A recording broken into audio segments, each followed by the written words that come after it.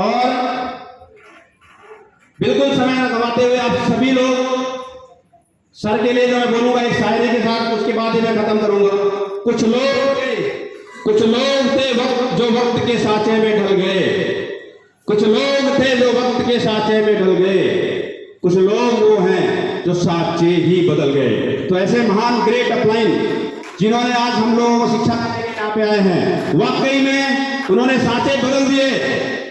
आज से 20 साल पहले उन्होंने इस सिस्टम में आए और लगातार लगे रहे, और आज पूरे हिंदुस्तान का मेरे जैसे आदमियों को, जैसे मेरा हाल है, मेरे जैसे लाखों आदमियों की जिंदगी डेली बदल रहे हैं। ऐसे ग्रेट अपलाइन को यूं ही हल्के में नहीं बुलाएंगे। आप सभी को अपने अपने जगह में खड़े होके और जोरदार तालियों के बीच में मैं इन्वाइट करना चाहूंगा मेरे great upline Mohammad Jalaluddin sir. Please welcome on stage Mohammad Jalaluddin sir, please welcome on stage sir. Welcome. जय आरसीएम, जय आरसीएम, जय आरसीएम।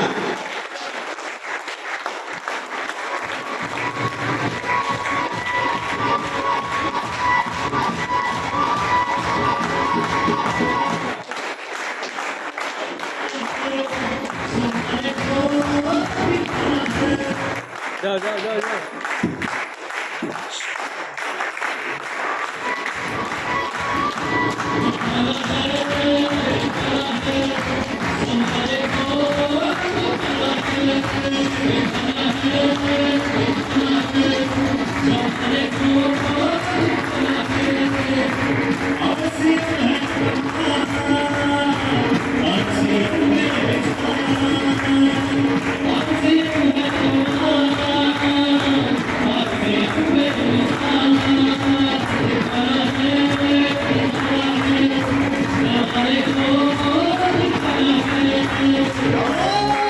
और मैं सभी से निवेदन करूंगा, सबसे पहले मैं महादेव मडगांवकर सर को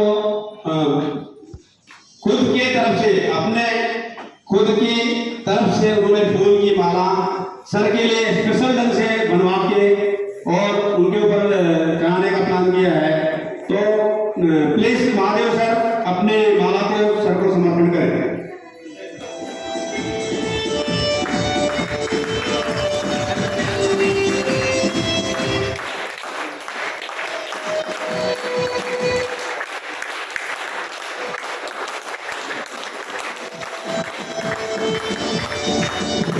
और हमारे दूसरे जो खुद की अपनी पैसे से खुद का माला तैयार करके मिस्टर हारून रशीद तोलवी सर उनको माला चढ़ाएंगे। तो प्लीज सर को माला से सम्मान करें।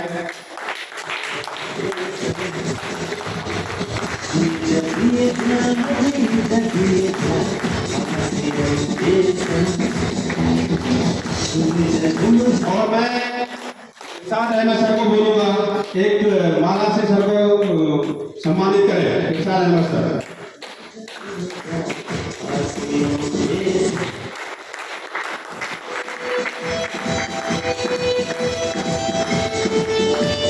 और मैं मनोज सर से इन्वाइट करना चाहूंगा आप एक माले से सम्मानित करें।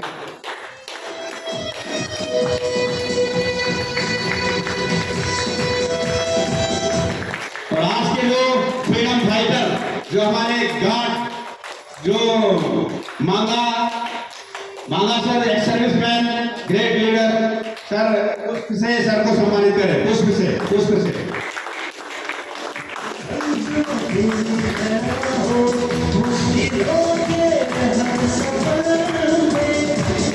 हाँ। और अभी मैं मंसूर खान सर को बोलूंगा पुष्प से सर को सम्मानित करें। मंसूर खान सर। और शरण मैडम सर को बोलूंगा पुष्प से सर को सम्मानित करें। शरण मैडम।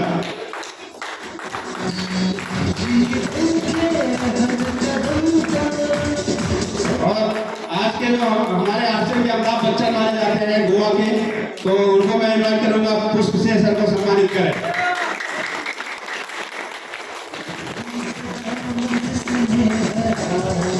और वदात अली सर को मैं बोलूंगा पुष्प से सर को सम्मानित करें।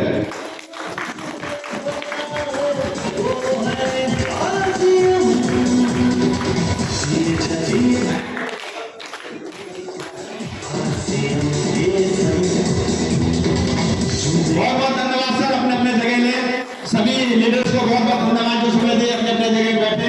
बहुत मजा आ रहा है, आनंद ही आनंद है।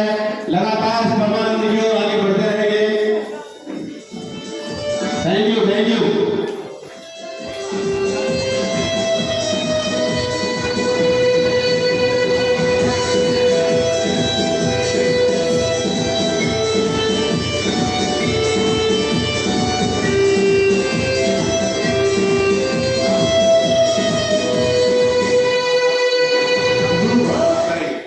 अर्ज करूंगा, आप लोग सुनेंगे।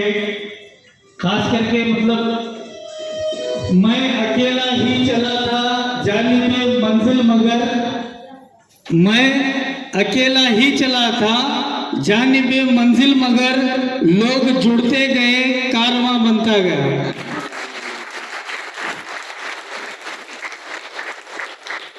बहुत बहुत शुक्रिया और आपकी मोहब्बतों को मेरा प्यार भरा सलाम। गुड आरसीएम, आदाब, सत श्री अकाल, अस्सलाम वालेकुम।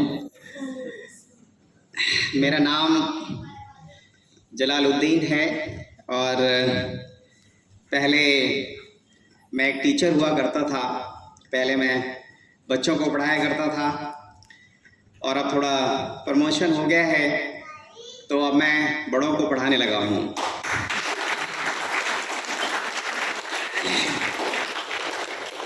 और आज आप सब लोग मेरी क्लास के स्टूडेंट हैं और हर टीचर ये चाहता है कि उसके पढ़ाए हुए बच्चे टॉप करें, अच्छा परफॉर्म करें। तो मेरी भी यही ख्वाहिश रहेगी, मेरी भी इच्छा रहेगी कि आज जो लोग भी इस हॉल में आ गए हैं वो सभी लोग आरसीएम बिजनेस के रॉयल्टी, टेक्निकल और इसके जितने भी बड़े बड़े लेवल्स हैं उन लेवल्स पे पहुँचे और अपनी ज़िंदगी को तो बदलें ही बदलें, साथ में बहुत सारे लोगों की ज़िंदगियों को बदलने का वो माध्यम बने। ये मेरी हार्दिक इच्छा है।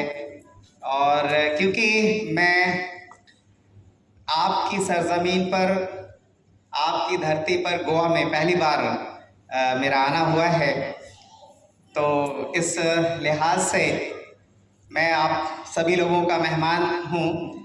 तो मेहमान की हौसला अफजाई आप लोगों की जिम्मेदारी बनती है। तो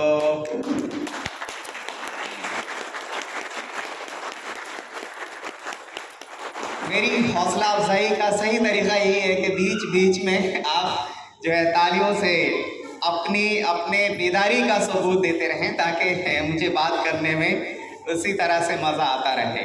राइट सर? देंगे आप लोग मेरा साथ? बड़ा अच्छा लगता है दोस्तों जब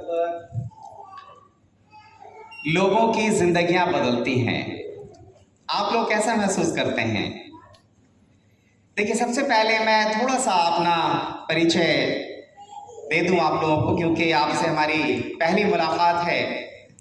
तो मैं आपको अपने बारे में थोड़ा सा शॉर्ट में मैं तारुफ कराना चाहता हूं।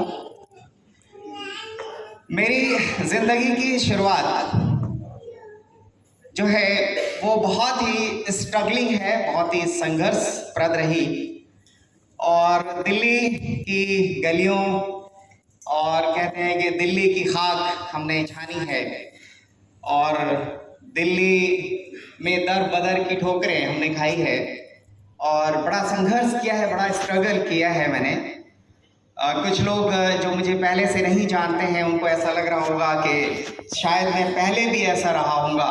आज जैसा आप मुझे देख रहे हैं टाई सूट में, लेकिन पहले मैं ऐसा बिल्कुल नहीं था।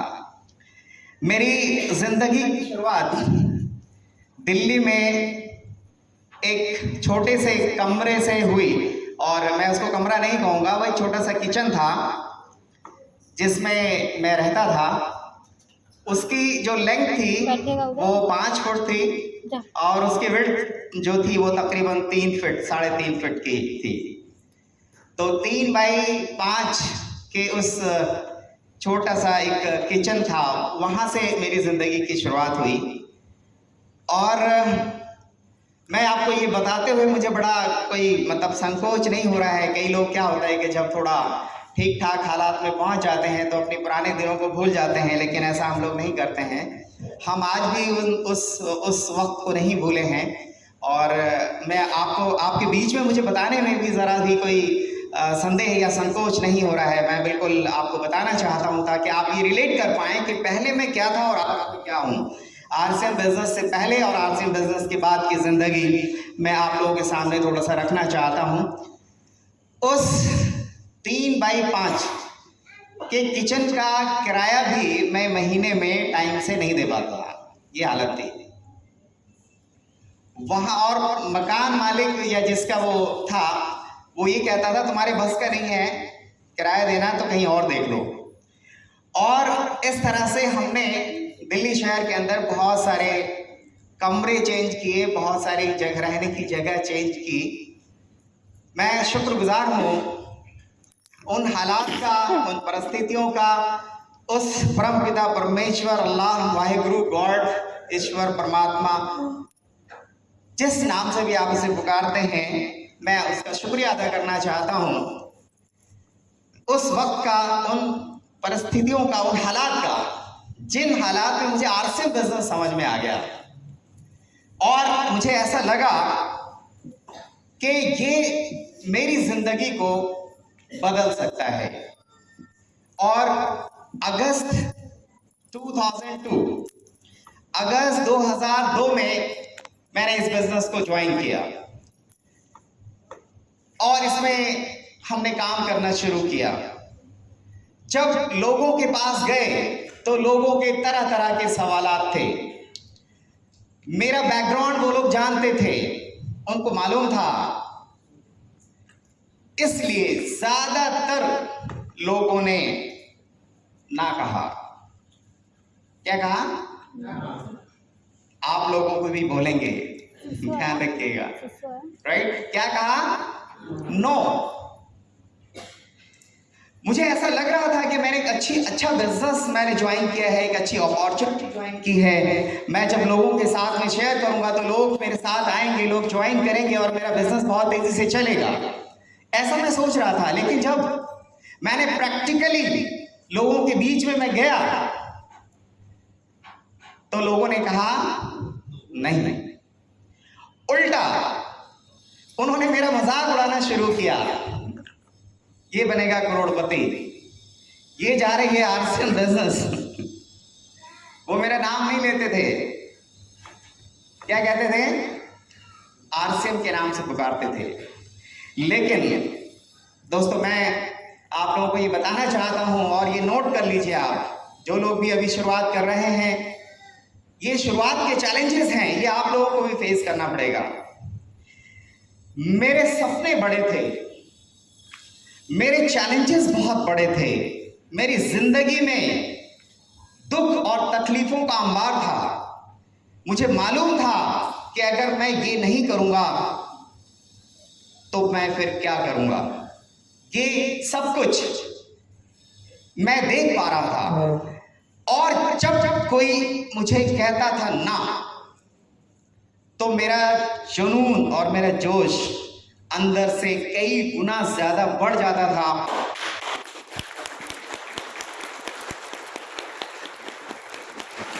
और मैं एक इरादा करता था, मैं एक शपथ लेता था अपने आप से, मैं कमिटमेंट करता था कि मैं अब तो इसे जरूर करके दिखाऊंगा। अगर ऐसा आप लोग भी करेंगे, बहुत सारे लोग आपकी दिलशिकनी करेंगे, आपको पीछे खींचने की कोशिश करेंगे, बहुत सारे लोग आपको ना करेंगे, बहुत सारे लोग बहुत तरह तरह की बातें करेंगे, लेकिन आपको क्या करना है? देखिए, एक चीज हमेशा याद रखिए कि जब आपके टारगेट्स बड़े होते हैं तो चैलेंजेस छोटे लगने लग जाते हैं। और जब आपके टारगेट्स ही नहीं होते, कोई आपका गोल ही नहीं होता है, आपको कहां जाना पहुंचना है, अगर ये सब कुछ होता ही नहीं है तो जरा सी कोई तकलीफ आती है ना तो क्या होता है, हम क्विट कर देते हैं, हम छोड़ देते हैं, हम छोड़ छाड़ के घर में बैठ जाते हैं। और एक स्लोगन बार बार मैं अपने आप को रिकलेक्ट करता था, मैं आपको याद दिलाता था कि winner never quits, quitter never wins. आवाज कट क्यों रहा है?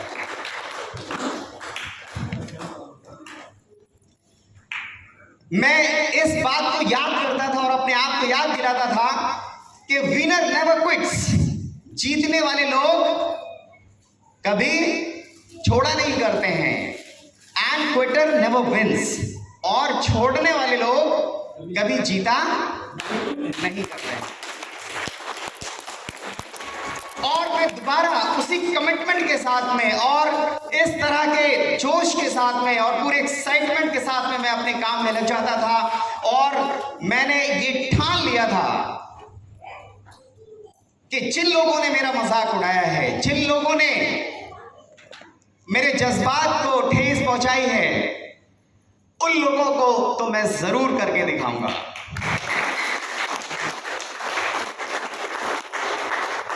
और आज दोस्तों मैं बड़े फख्र के साथ, मैं गर्व के साथ ये कहना चाहता हूं कि वो सब लोग जिन्होंने मेरा मजाक उड़ाया था, वो सब लोग जिन लोगों ने ये कहा था कि तुम नहीं कर पाओगे, आज वही लोग ये कहते हैं कि काश तेरी बात मान लेता।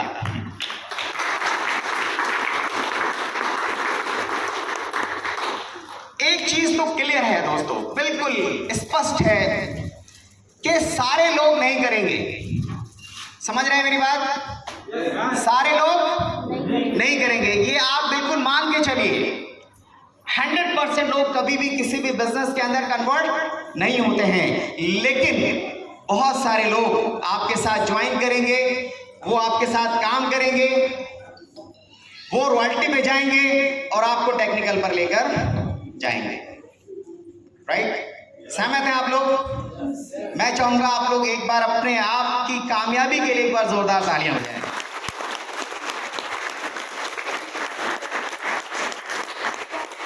मैं इस बिजनेस को समझाने के लिए एक मैं छोटी सी स्टोरी आप लोगों के सामने शेयर करना चाहता हूं।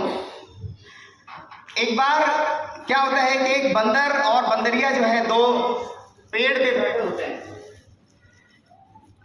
जैसे आपके इलाके में तो जगह जगह पे खजूर के पेड़ हैं और नीचे समुंदर का नज़ारा मैं देख रहा हूँ।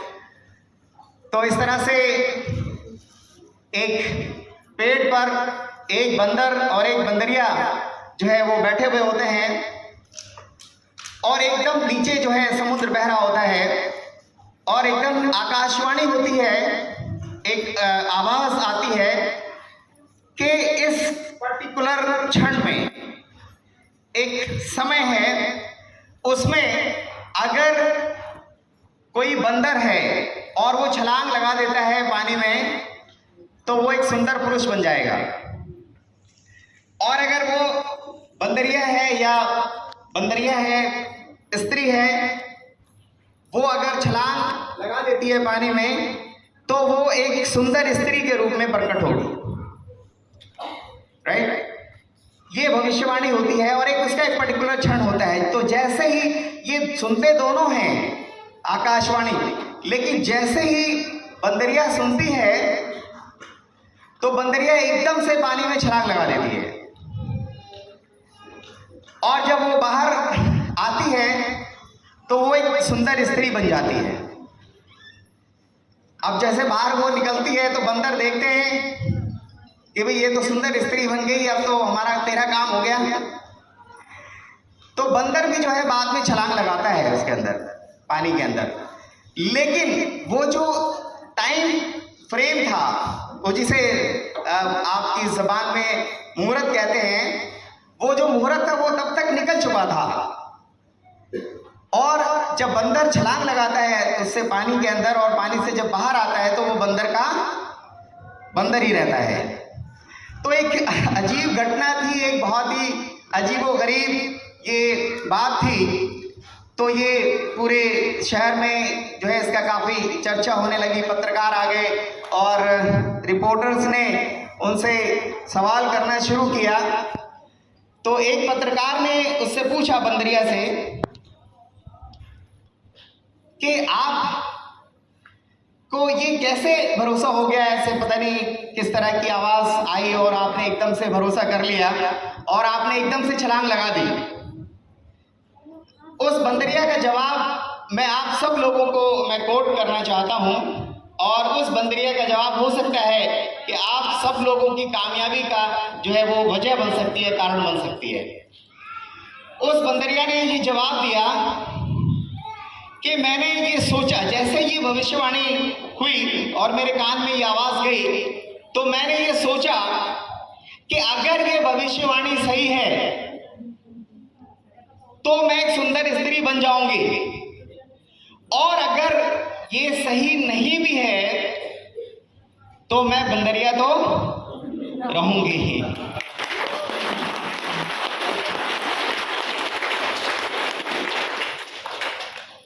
ये मैं आप सब लोगों के लिए मैं यहाँ पे बताना चाहता हूं। आप इस बात को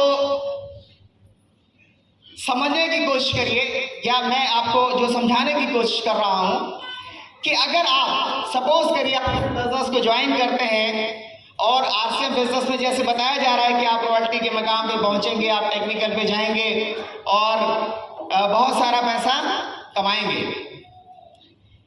अगर ये सही है तो आप रॉयल्टी पे जा सकते हैं, आप टेक्निकल पे जा सकते हैं, आप बहुत सारा पैसा अर्न कर सकते हैं, कमा सकते हैं, ठीक है। और अगर 1% मान के चलिए कि अगर ऐसा नहीं होता है तो आपका क्या नुकसान हो जाएगा, ये जरा सोचिए आप। क्या नुकसान हो सकता है? कोई नुकसान की कोई गुंजाइश दूर दूर तक भी नहीं दिखाई पड़ती है, कोई नुकसान है ही नहीं। बल्कि इसमें क्या नुकसान है जी? भाई जो जरूरत का सामान आप कहीं ना कहीं से ले रहे थे वो आप वहां से ना लेके आप कहां से ले रहे हैं? आरसीएम से ले रहे हैं। और अगर इसे लेते रहेंगे तो आपका क्या नुकसान होने वाला है? इससे कोई नुकसान नहीं होने वाला है, बल्कि फायदा इतना हो सकता है कि आप सोच नहीं सकते हैं। और सिर्फ पैसों का ही फायदा नहीं हो सकता है, यहाँ पे क्या कुछ नहीं मिलता है। पैसे के साथ साथ मान सम्मान, शोहरत, इज्जत और पूरे हिंदुस्तान के अंदर आपको एक ऐसे सेलिब्रिटी आपको ट्रीट किया जाता है। इससे अच्छी बात क्या हो सकती है? आप जरा सोचिए। आप समझ पा रहे हैं मेरी बात? अगर मैं ये कहूं कि इस बिजनेस में पाने के लिए बहुत कुछ है, खोने के लिए कुछ भी नहीं है, तो क्या ये सही रहेगा ये स्टेटमेंट? एक बार जोरदार तालियां होनी चाहिए आपके लिए।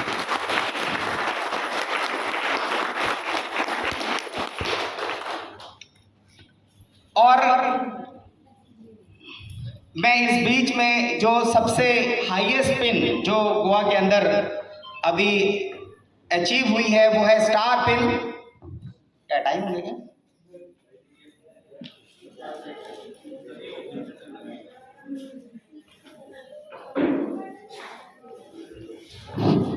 राइट। जो सबसे बड़ी पिन अभी गोवा के अंदर आई है स्टार पिन जिसे कहते हैं, जिसे लीडरशिप का लेवल कहते हैं, उस पे मिस्टर आकाश सोनी आए ना? चलिए ठीक है, तो हम कंटिन्यू करते हैं। दोस्तों आपको इस बिजनेस को समझने के लिए मेरा ख्याल एसी भी काम नहीं कर रहा है शायद से। मैं जा रहा हूँ जान कि इसका फोटो बहुत अच्छा था। कितने ऐसे लोग हैं जो इस बिजनेस में ज्वाइन है? बताइए, इधर हाथ खड़ा कीजिए। राइट, ज्यादातर लोग ज्वाइन है, कुछ लोग हैं जो ज्वाइन नहीं। जो लोग ज्वाइन नहीं, एक बार वो हाथ खड़ा कीजिए। राइट, एक बार इनका स्वागत हम लोग करेंगे जोरदार तालियों से।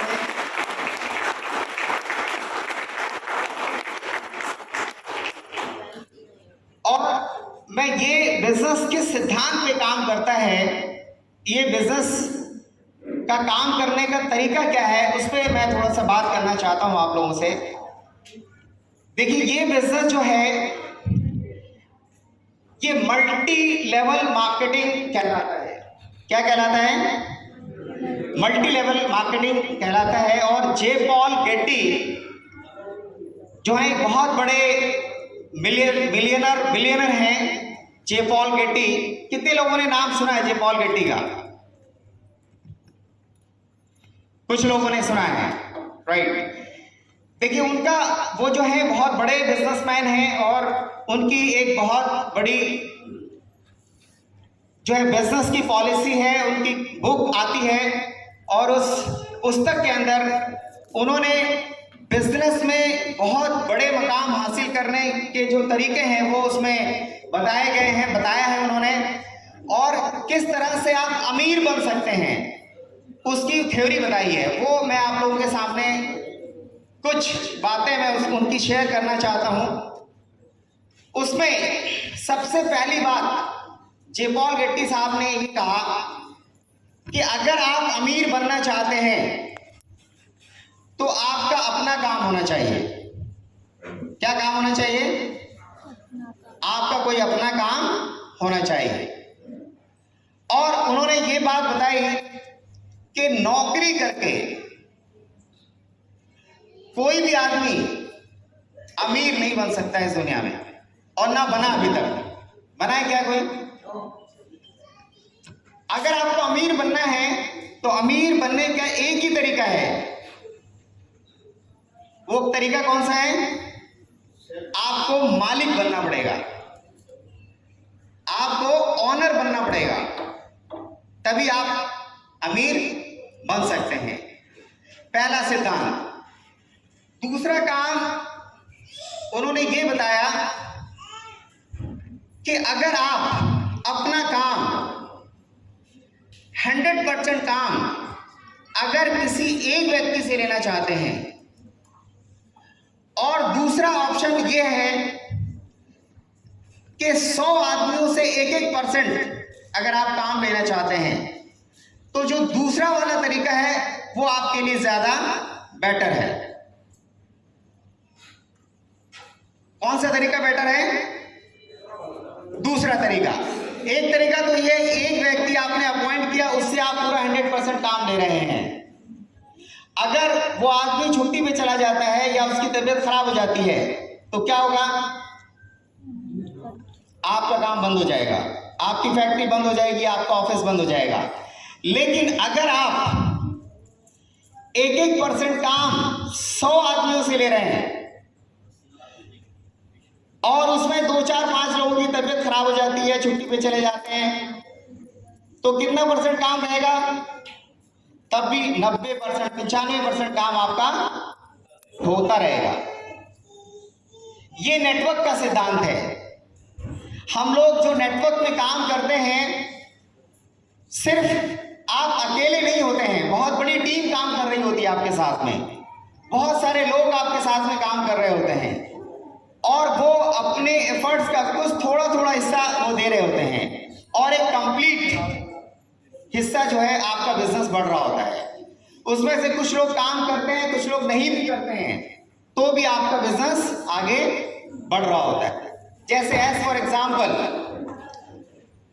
मैंने 2002 में इस बिजनेस को शुरू किया, तकरीबन 20 साल हो गए। आज पूरे इंडिया के अंदर लाखों लोग मेरी टीम में हैं।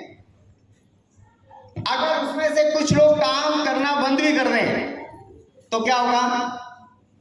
कोई बहुत ज्यादा फर्क नहीं पड़ेगा मेरे बिजनेस पे, बहुत ज्यादा उतार चढ़ाव की स्थिति नहीं आएगी बिजनेस पे। बहुत ज्यादा बिजनेस में डाउनफॉल नहीं आएगा। किसी काम नहीं कर रहे हैं?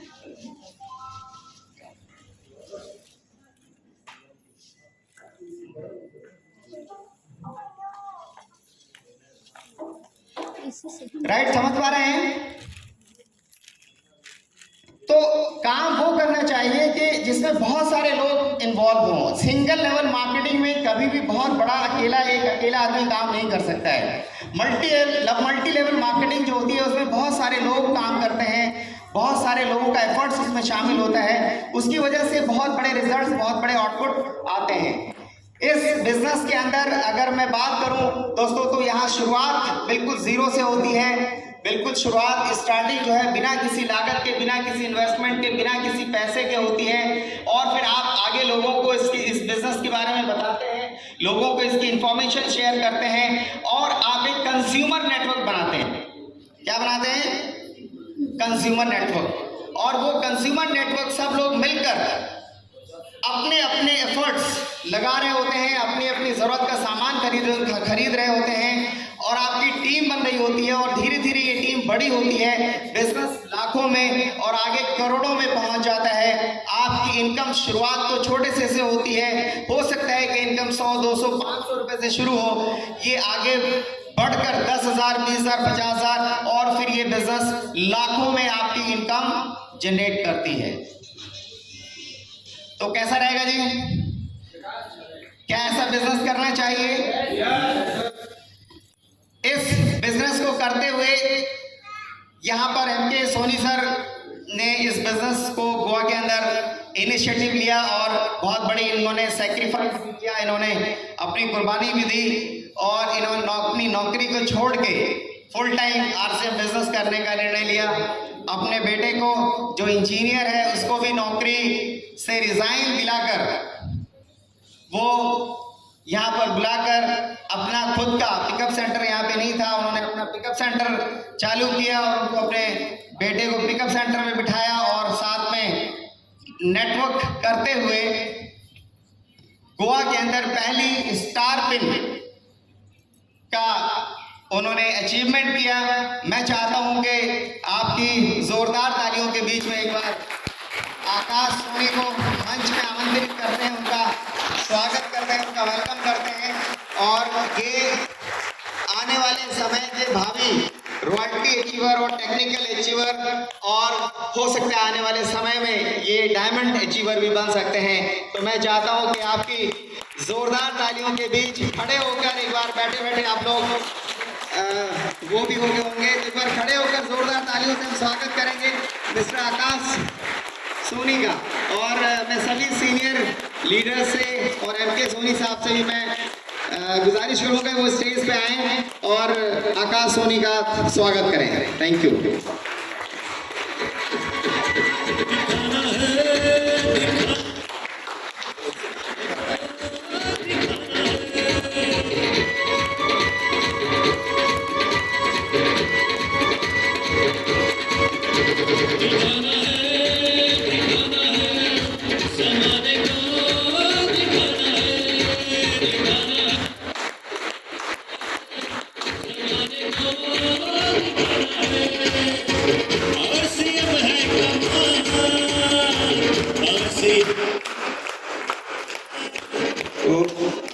मैं निवेदन करना चाहूँगा, आज हमारे चीफ गेस्ट जो मोहम्मद जलालुद्दीन सर हैं, जो दिल्ली की धरती से हम लोग बीच में आए हैं और इस सेलिब्रिटी में बहुत बेहतरीन अंदाज में बात को रख रहे हैं। तो आप सभी के ज़बरदस्त तालियों के बीच में मैं उनसे निवेदन करना चाहूँगा कि फूल की मालाओं से मिस्टर आकाश सोनी को स्पिन के लिए अवार्ड करें। मोहम्मद जलालुद्दीन सर।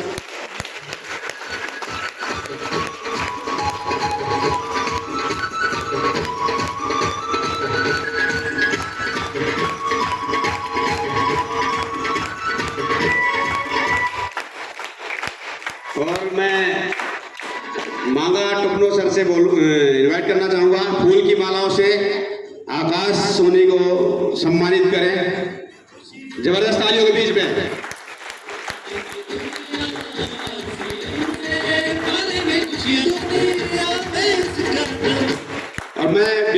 न करते हुए मनोज सर से इनवाइट करना चाहूँगा, पुष्प से सम्मानित करें।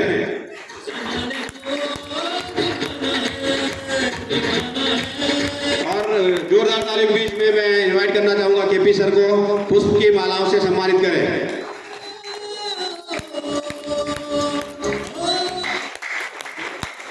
और जिनकी भी थोड़ी सी भी इच्छा है आशीर्वाद देने का, प्लीज यहाँ पे पुष्प रखा हुआ है। सभी जितने भी सीनियर साथी हैं जो रनिंग में हैं, प्लीज यहाँ पे आके पुष्प की मालाओं से उसको स्वागत करें। एक नया पिन अचीवमेंट किया है, आपके उम्र में छोटा है पर अचीवमेंट बहुत बड़ा करके निकल गया है। और आने वाले बहुत ही कम समय में इसी महीने स्टार पिन में, स्टार गोल्ड में जाने वाला है।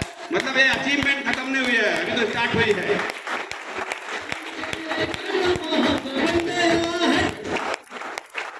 प्लीज प्लीज सम्मानित करें, जो भी अपना रखना चाहते हैं प्लीज सम्मानित करें इनको।